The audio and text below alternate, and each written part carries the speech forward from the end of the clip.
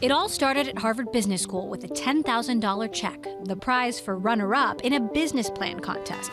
Today, Grab is one of the largest tech startups in Southeast Asia, changing the face of ride-sharing across the region. Amidst increasing competition from Uber, Gojek, and more, Grab has driven a steady course, expanding to 7 neighboring countries, eventually acquiring Uber's Southeast Asian business, adding Uber CEO Dara Khosrowshahi to the board, and raising billions from SoftBank's Masayoshi Son. This as Grab shifts into high gear, set on becoming a super app that offers not just rides, but healthcare, payments, food delivery, hotel bookings, plane tickets, and more. We met up with co-founders Anthony Tan and Hui-Ling Tan in Seattle, Washington, where they've set up a new office to grab some of America's top tech talent. Joining me today on Bloomberg Studio 1.0, Anthony Tan and Hui-Ling Tan, co-founders of Grab. Let's start at the beginning. You met at Harvard Business School. How did you two find each other? Actually, it's really interesting. The first year we were in business school, we were in different classes. So the only times we met were when we were looking for Asian food. It was actually only in the second year that we started to really get to know each other, because we both serendipitously ended up taking the same class called Business at the Base of the Pyramid. Over that semester, I discovered that this guy is the hardest working guy ever. I was so glad he sat next to me because I was constantly taking his notes for class. Yeah, she didn't do homework. I did the homework, and she copied my homework. Are you okay with him saying that? Completely fine. It's the truth. Everybody knows it. You're from a big auto family in Malaysia. Did you know who he was? I knew of his family. I didn't know of him personally. And to be honest, when I first discovered that he was the son of Tan Chong Motors, I wasn't particularly keen on getting to know him too much better because I had a bad conception around, rich families, their kids. They're not particularly hardworking, not necessarily always the nicest people. And are you okay with her saying that? Yeah, I mean, she's not too far from the truth. At one point, I would imagine a long time ago, I've been in those moments where I haven't been the most empathetical person, and I think over time, learning how to, have where I had to pay some of my own school fees, I had to go through work, do my own things. I worked in a factory, worked on the ground, assembling cars, going in a bus at 4:30 in the morning with our own teammates, assembling cars. I think those experiences humbled me and taught me a lot in life's lessons. And then by the time I got to HBS, thank God, that was when I was also more grown up. Your grandfather was the founder of Tan Yes. Chong Motors, which is Yes. a car company That's in right. Malaysia. Your father is the CEO. That's right. And you were working in marketing. That's right. So first it was actually supply chain. So Okay. I ran supply chain. So from parts assembly, making sure all the parts were coming from all across the world, making sure it gets assembled nicely with a high quality standard. How about you, Ling? Grew up in a very typical middle-class family. My dad was a civil engineer, my mom a stockbroker, Remaisia. And to be honest, it was what you'd expect any other family to go through. Public schooling in Malaysia. I learned everything in Bahasa. So I only really picked up English very well when I went to undergrad in England. So tell me how you get to HBS, you meet each other. How is Grab born? Over conversation. So going back to the class that we sat next to each other at, it was a collection of cases of how to build sustainable businesses that have double and triple bottom lines. Whether it's in healthcare, whether it's in CPG, we learned so much. It's because of those great cases that sparked our mutual interests. Automotive industry, my terrible experiences taking taxis in a very unsafe environment in Malaysia, that we realized that the smartphone mobile revolution that was happening could actually potentially unlock a problem that many had tried to solve before, but had not successfully done so. This was a couple years after Uber had launched. How much was Uber sort of a blueprint? It was very different. It was black cars. It was everyone can have its private driver. Ours was just, hey, how do we make sure that women like Ling have the best safe alternative out there and in a very affordable way. So if you were to Google world's worst taxis 7 years ago, 10 years ago, 15 years ago, the top hit for the first page or two would have been Kuala Lumpur, which is Malaysia's city capital. That's the environment we grew up in. Even worse, the moment I became an adult, I was working late at McKinsey. So there was no real alternative. I couldn't drive myself home because I would fall asleep at the car. It was late nights. My mom and I developed a manual GPS tracking system. So back then, we were during the Nokia good old phone days. No smartphones, no GPS tracking. And I would literally text her the car number plates, the name of the driver and the license of the car and taxi I got into. I would text her whenever I hit any of the major milestones of landmarks that we would pre-agree on, so that she would know if I was 15 minutes away, 7 minutes away, or just around the corner. Because every single night, she would sleep in front of our couch, something that looks like this, waiting for me. So you launch. At what point do you realize this is going to be big? We never thought that this would be, it's a miracle, I'll be upfront, that where we are. Your mom was your first VC, right? Exactly. My mom and I, we put in everything we had, and I don't think we ever imagined it'll be the company it is today. Yep. Talk to me about those early days growing the company. It was tough, really tough. We would set up a table, a plastic table, that probably cost $2 right by the drains of the monsoon drains beside gas stations, because they would come. Taxis would come by gas stations, so we would say, "Hey, uncle, give us a shot, and then we'll give you like some nasi lemak, which is like a rice or like a breakfast rice or a little drink that costs 20 cents." And then if they didn't have a smartphone, we would, we flew to a few OEMs and we talked to some OEMs to subsidize some phones for us in the beginning because we just couldn't afford smartphones. And then whether it was in Singapore or Jakarta or wherever, literally window by window, knocking window by window, going, "Uncle," while they're lining up, whether it's an airport or by a gas station, and convincing them one by one. Dara just came in. He said, "Look, guys, it doesn't make sense to just continue, having this street fight."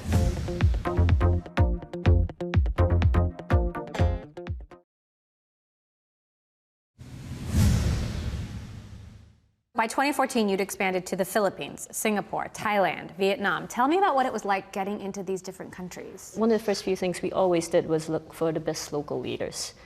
Folks who, like ourselves, knew the different countries that we'd spent time in growing up and loved, called home, to kickstart operations. And what about every single city? Local lawmakers, regulators? I mean, we've seen ride-sharing companies run into red tape around the world, and I'm sure there were some people who weren't too happy about what you were doing. Oh, for sure. There's a process where tech companies think that, hey, you should just go ahead and shoot and then ask for forgiveness later. At least in Asia, again, because I came from a family business that really worked with the government to get a license to build a factory. So we understood that you have to walk that journey with our government partners. So is this like the anti-Uber way of doing things? I wouldn't say that. This is a very Grab way. And, I think the both of us, we grew up in an environment where we wanted to solve a problem together with others. Because call it the Asian heritage, right? We're generally more collaborative. It's the way that our family teaches us to work with each other. It never struck us to take an alternative approach of going in and saying, "We know better than you.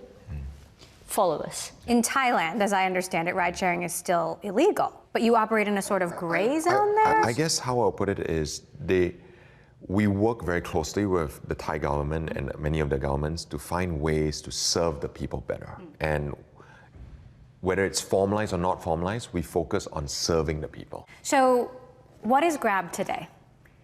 It's not just a ride-hailing app. It is so much more. Thank you. Tell me about the super app vision. After 6 years of building this together with the people of Southeast Asia, We were able to start working together with Uber as partners once we acquired the Southeast Asia's assets. Uber was struggling in Southeast Asia. So Uber had a great campaign. So on-demand Uber ice cream, right? So we, first of all, didn't think that that would fly as well because one, it's very, very hot in the region. It melts, and getting slushy ice cream ain't fun.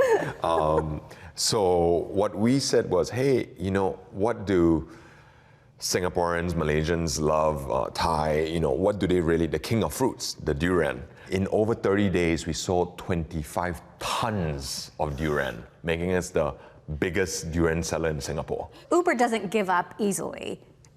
What happened? How did you end up buying their ride-hailing business? I would start with, it makes a big difference who's on the driver's seat, right? I think number one, we both had tremendous respect for each other. Two, Dara just came in. He said, look, guys, it doesn't make sense to just continue, you know, having this street fight, literally city by city, or does it make sense to where 1 + 1 = 11? So that was when the conversations, obviously it was very secretive. You know, Dara and I, we met in San Francisco, away from the office, away from media. It was just me and him in a private room, and then we started building trust that way. And we both agreed that was the best outcome for both companies. Uber owns 20% of Grab. How much do you collaborate? How much is Dara Khosrowshahi, the CEO of Uber, really involved in Grab? So Dara is on the board. Recently, he's been quite busy, as you can imagine. But you know, he's been a dear friend. In many ways, we bounce ideas off each other. A great director. We also have Toyota on our board and SoftBank. Do you at all worry about giving away competitive secrets to the CEOs of There's a non-compete. the big ride-hailers in other countries? No, there's a non-compete, so they wouldn't compete with us as long as they're shareholders. So. And you have no plans to expand outside of Southeast Asia? Nope. Focused in Southeast Asia. And yet, you do have offices in Seattle. We visited your offices in Seattle, which is where we are. Yes. Any plans to expand in the United States? Nope. Is there anything that would change that? Nope. Why not? We actually have an R&D center in Seattle, Beijing, and Bangalore. US, China, India. One key theme, great tech talent. Let's talk about the Super App. This is so much more than a ride-hailing business now. What else? You're delivering food. What else are you doing? What else do you plan to do?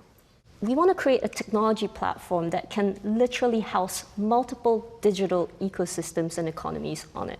And of course, today we now do food deliveries, as you mentioned, parcel deliveries, and a big underlying use case of payments and financial services. We now have multiple amazing partners who are helping us with things like healthcare. In healthcare, we have a JV with Ping An Good Doctor, amazing technology from China to help us enable more folks to get healthcare, health services and products easily in Southeast Asia. We also have a partnership with Happy Fresh, where they do grocery deliveries with us. We also have partnerships with video, content players, games, and all sorts of other things that are in the works that you'll hear of, including American players like Booking.com. Now, if you open the app in Singapore, Indonesia, you'll be able to book hotels, airplane tickets, because we've been able to partner with these folks to enable their services in a matter of months. So you do have a competitor in your region, Gojek, which is catching up in many of these businesses and also claims they're a super app. How much of a threat is that competition? The thing that we always look at is what our customers are saying. And good news is, since year one, we've always been the only regional player, and therefore the only regional super app in the region. Clearly, the customers are choosing us. The Gojek founder has said some not nice things about you, and he has said, you were actually classmates at Harvard, I believe, and the founder of Gojek has said, excuse me, you spend the first years of your life copying Uber and the next 3 years of your life copying Gojek. Yeah. What's your response? He likes drama. No, I think. Look, I respect Nadeem. We both do, and we respect him and the company. And I think, again, how I always see it is, look, we're in it for the right reasons. At least for us, and I can't speak for others, are we here, is it just about creating economic wealth? We believe our raison d'etre is to serve Southeast Asian societies. And there's no other reason why we're here. So for us, it's always been about serving. Whatever our competitors say, it doesn't matter, it's noise. What I can share about the States and China is that both regions are equally looking at Southeast Asia as huge future potential growth areas.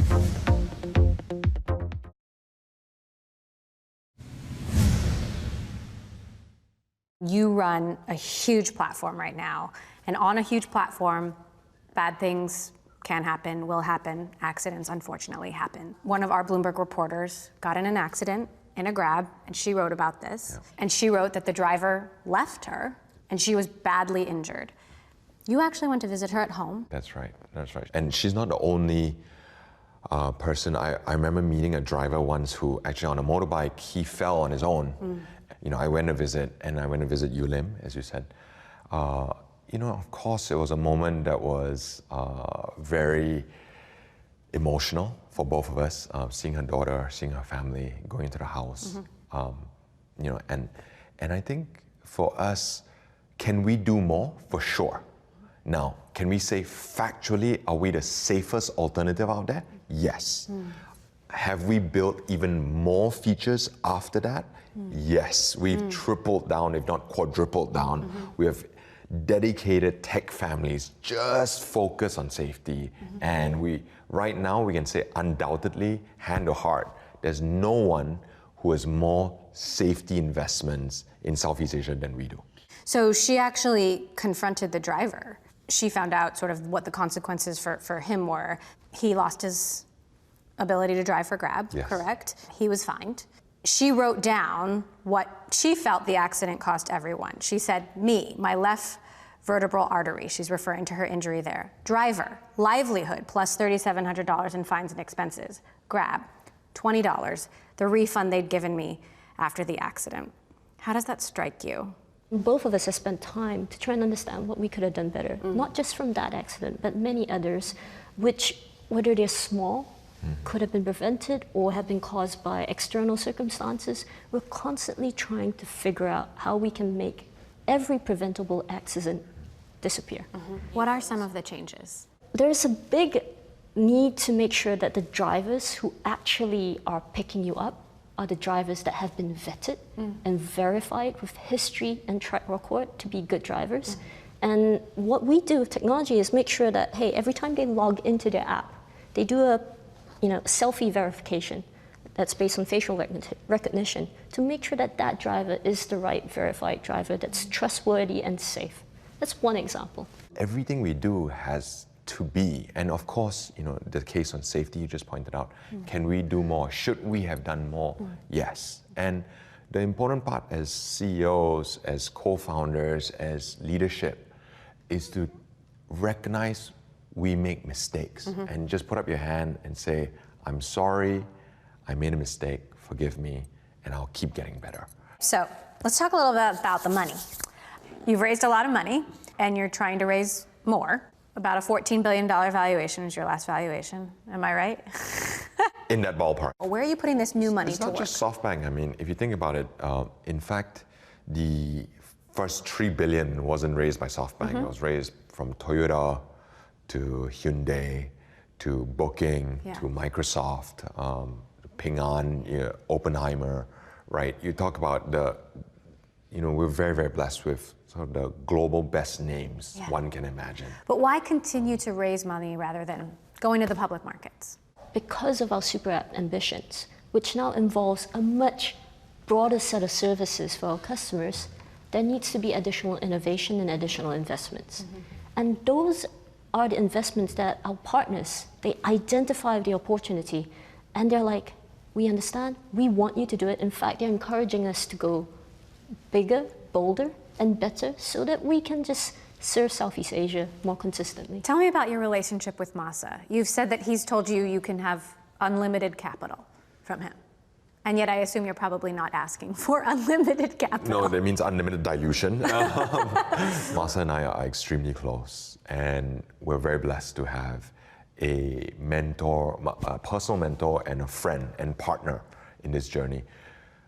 But I will not right now need that capital or want that capital today, because we have enough capital to invest in what we need today. So Ling, you recently told me you surpassed $1 billion in revenue last year, that you're on track to double that this year. Where is the growth going to come from? I think in terms of countries and regions within Southeast Asia, the biggest trajectory and growth area we've seen is Indonesia, and we're doubling and tripling down there as well. How far away is profitability?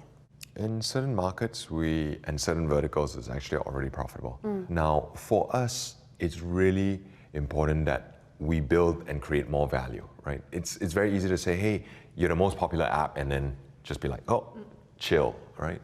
Or as opposed to, hey, we're the single most popular app, but there's lots of competitors, so we need to make sure we deliver more value so that we earn the right of customers to keeping us as the single most popular leading ride-hailing app. Uber can't say when it will be profitable, and that has been a problem for investors. Yeah.